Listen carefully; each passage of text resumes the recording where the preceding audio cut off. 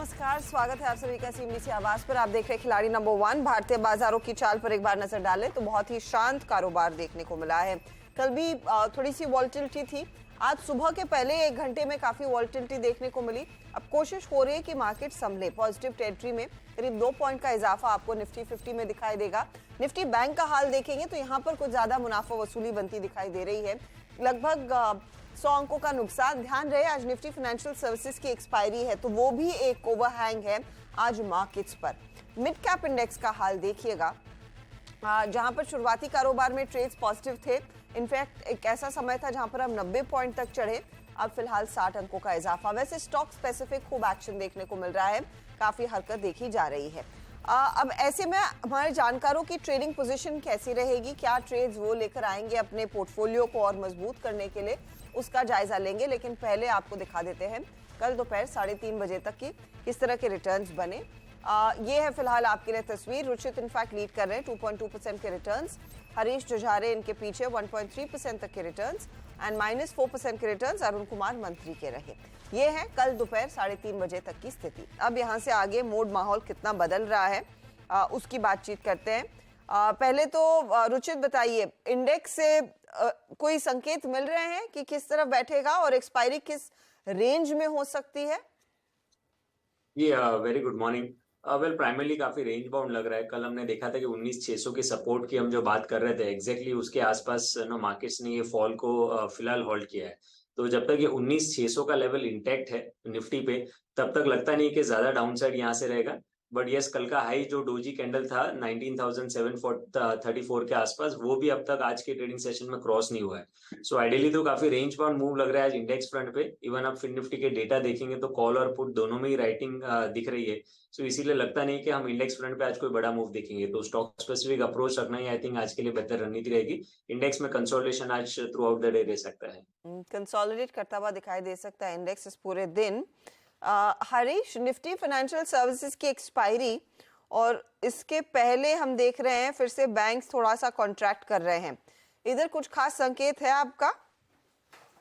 Good morning Harshada जी। अगर fin Nifty की बात करते हैं तो फिन निफ्टी में एक्चुअली 100-डे मूविंग एवरेज के आसपास सपोर्ट लिया था कल के दिन भी और पिछले 2 दिन से, तो उसी के आसपास अभी भी ट्रेड हो रहा है। तो मुझे लग रहा है कि अभी फिलहाल एक स्ट्रॉन्ग सपोर्ट जोन है यहाँ पे 19,750 के अराउंड।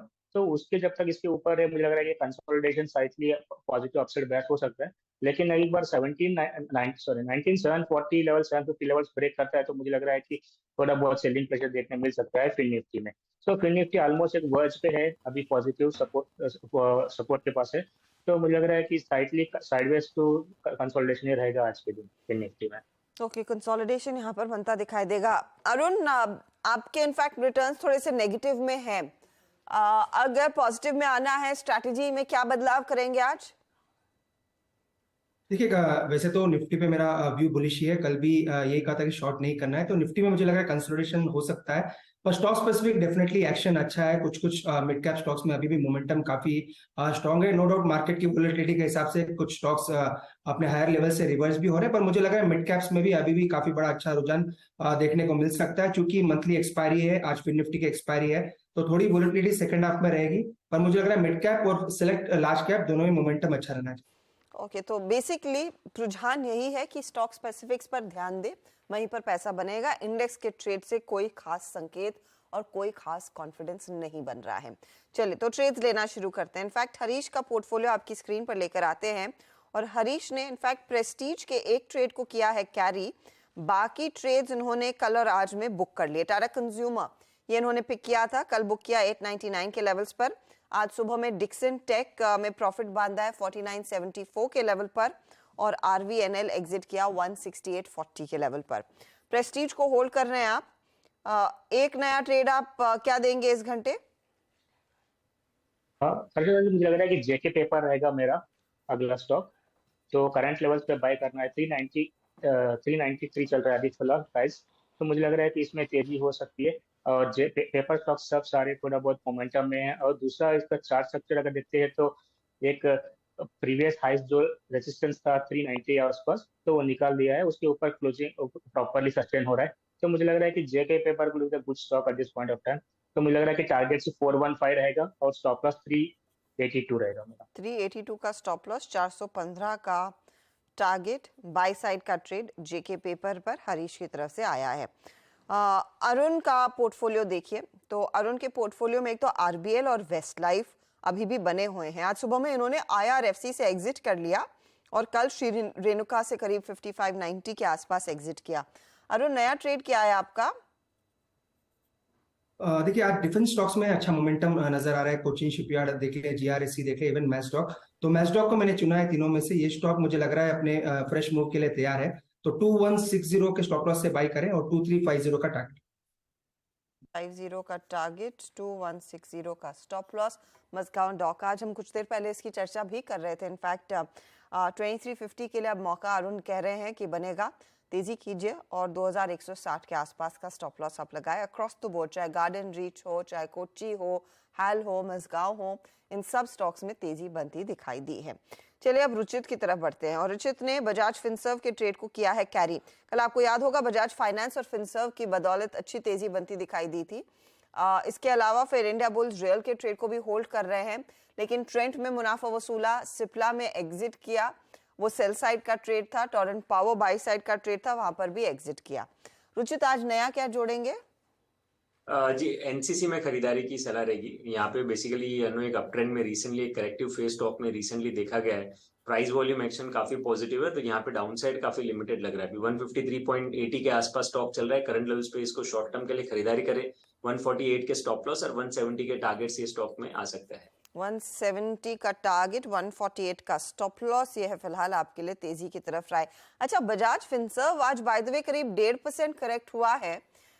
इसमें बने रहने का प्लान है रुचित? कोई खास लेवल जो आप वॉच करेंगे?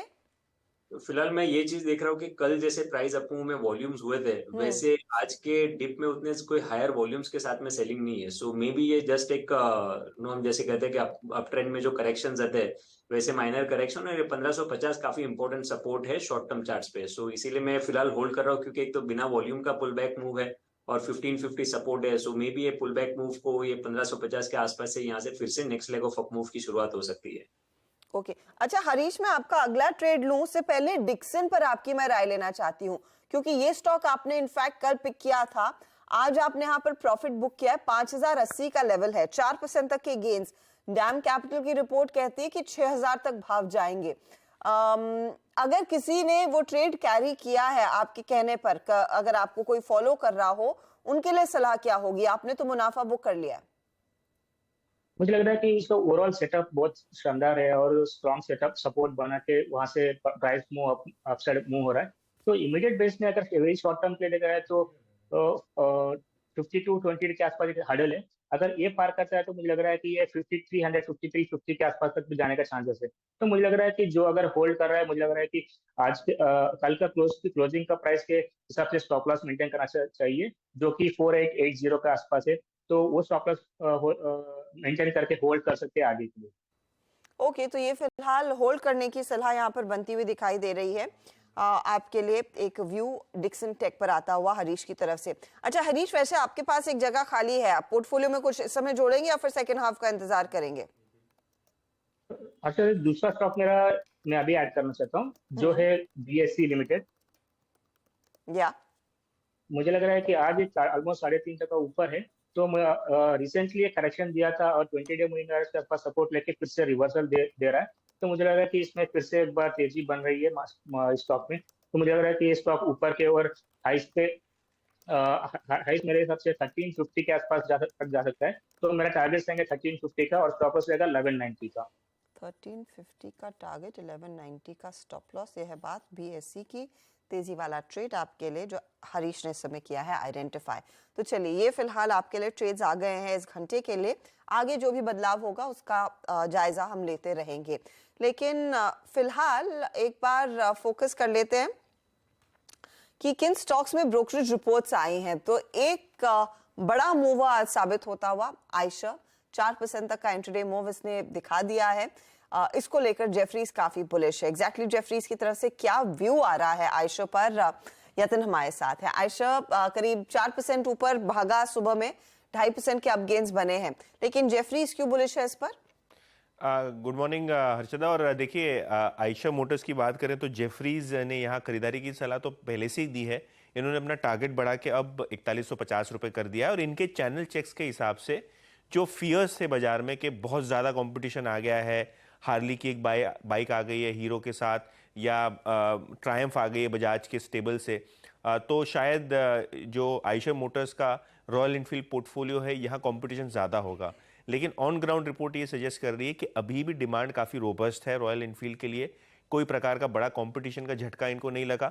इनफैक्ट इसी कॉम्पिटिटिवनेस के फियर्स के चक्कर में ऑटो इंडेक्स को लगभग 24% जितना अंडर परफॉर्म करता हुआ दिखाई दिया है year to date Eicher motors. और जेफरीज को लगता है कि ये अब अंडर परफॉर्मेंस रिवर्स होनी चाहिए। इनफैक्ट उनको ये भी लगता है कि लगभग 60 से 80% के बीच की कंपाउंडेड एनुअल ग्रोथ रेट आपको अगले 3 वित्त वर्षों के लिए दिखनी चाहिए आयशर मोटर्स के अर्निंग्स में, जिसके कारण काफ़ी सारे अपसाइड के यहाँ मौके बन सकते हैं। और शायद इसीलिए इन्होंने बाय रेटिंग तो दी है, साथ में टारगेट बढ़ा के, जैसे कि मैंने पहले कहा, 4150 कर दिया है। ओके, तो 4150 का टारगेट आयशर पर आता हुआ, और यही वजह है कि स्टॉक में एक अच्छी खासी तेजी बनती दिखाई दी है। एक तगड़ा मोमेंटम दरअसल इस काउंटर में साफ बना है। शुक्रिया यतिन इस अपडेट के लिए। चलिए लेंगे एक छोटा ब्रेक के बाद ऑफ कोर्स मार्केट ट्रेड्स आज आए हैं, और कल के जो कैरी किए हैं ट्रेड्स, उनका कितना फायदा इनके पोर्टफोलियो में मिल रहा है उसका जायजा लेते हैं। शुरुआत अरुण कुमार मंत्री के साथ। आरबीएल बैंक कैरी किया 261 target, 235 stop loss. Westlife food भी इन्होंने नया जोड़ा, ये कैरी किया है 1040 का टारगेट, 949 स्टॉप लॉस। जो नया जोड़ा है वो है मजगांव डॉक, 2350 टारगेट है और 2160 का स्टॉप लॉस आपने लगाना है इस ट्रेड के लिए। मजगांव जो अभी जोड़ा, करीब 0.18% का रिटर्न उधर। वेस्ट लाइफ फूड 0.30% का रिटर्न दे रहा है, एंड 0.39% थोड़ा सा ड्रैग कर रहा है आरबीएल बैंक आपके लिए।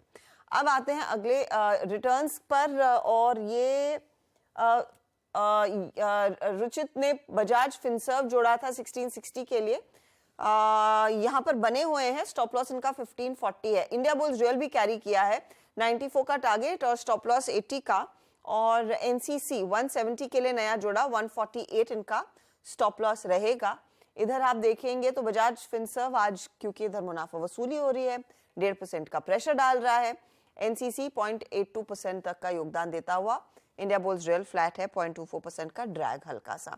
अब आते हैं हरीश के पोर्टफोलियो पर। तो एक ट्रेड इन्होंने कैरी किया है, वो है प्रेस्टीज, 650 का इसका टारगेट है, 586 स्टॉप लॉस। जेके पेपर नया जोड़ा है, 415 का टारगेट, 382 स्टॉप लॉस। बीएससी भी नया जोड़ा है इन्होंने, 1350 का टारगेट और 1190 का आपका स्टॉप लॉस है। रिटर्न्स देखिएगा, प्रेस्टीज 0.5% के आसपास तक का ड्रैग दे रहा है, लेकिन 0.74% का योगदान जेके पेपर की तरफ से, और बीएससी 1.1% तक का रिटर्न इनको कमाकर दे रहा है। अब ओवरऑल रिटर्न्स की सिचुएशन आपकी स्क्रीन पर आ रही है। हरीश आगे बढ़ गए हैं 3.68% के रिटर्न्स के साथ।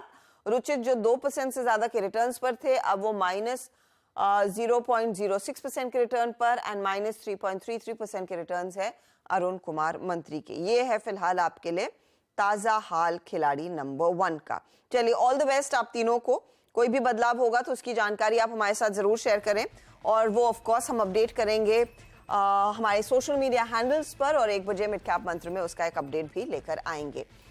फिलहाल निफ्टी 13 पॉइंट ऊपर, मिड कैप इंडेक्स में एक्टिविटी बढ़ती हुई, 116 अंकों का इजाफा इस समय ये इंडेक्स आपको दिखा रहा है। अच्छा, ग्लैंड फार्मा आपकी स्क्रीन पर लेकर आते हैं।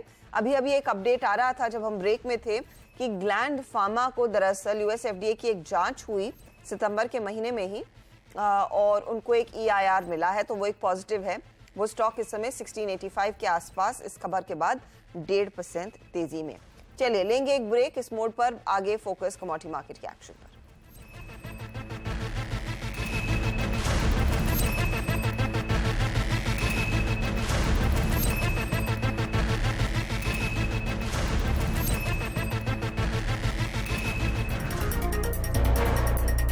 बहुत ज़्यादा फ्रेंजी हो गई है एसएमई में। ये जो एसएमई प्लेटफॉर्म है, चाहे वो बीएससी का एसएमई प्लेटफॉर्म हो या एनएससी का इमर्ज प्लेटफॉर्म हो, बहुत सारे लोग इंक्लूडिंग मार्केट ऑपरेटर्स और मार्केट मेकर्स जो है शेयर को मैनिपुलेट करते हुए पाए गए।